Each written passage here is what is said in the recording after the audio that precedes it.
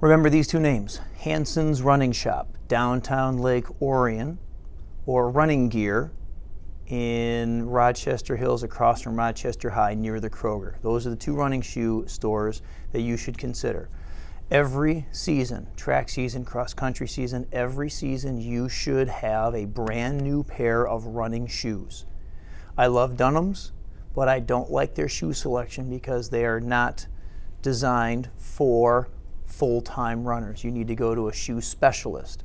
Hanson's or Running Gear, they're equally good. They give equal discounts to high school athletes. Just make sure you explain that you run for a local team, and they will look at your foot, they'll look at old shoes, and they will tell you which shoe is going to give you the healthiest season.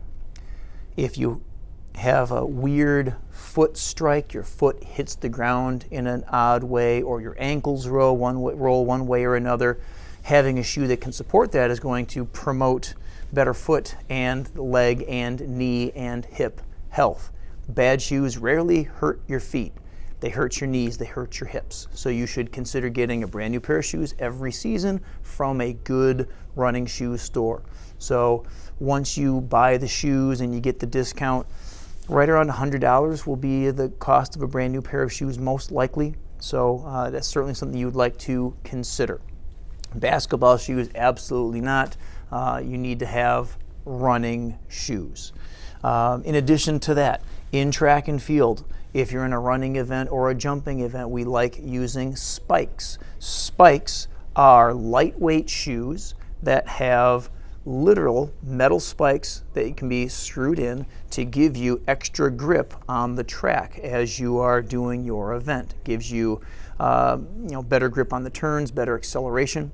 There are two basic types. There's more than that. We're going to simplify it down into two types. You have the mid-distance to distance shoe. It's going to be a spike. They're very, very lightweight is what you're going to notice. It's going to be a spike that has more of a significant heel, kind of like a normal running shoe.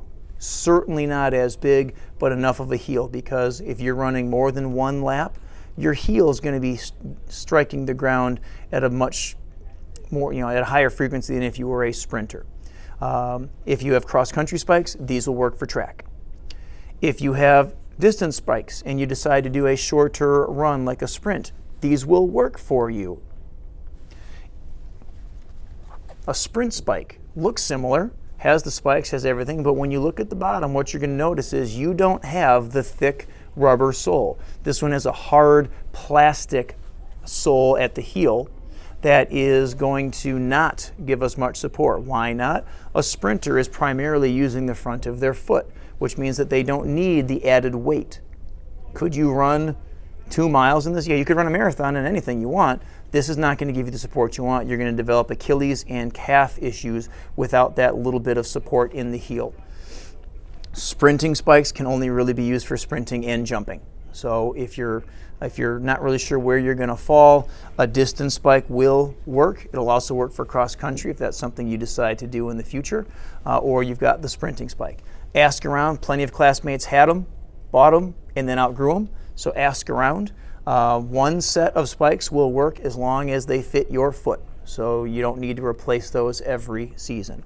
Now, what do you put inside spikes? Well, your spikes take spikes. So we refer to the shoes as spikes, but we literally put little metal spikes in there.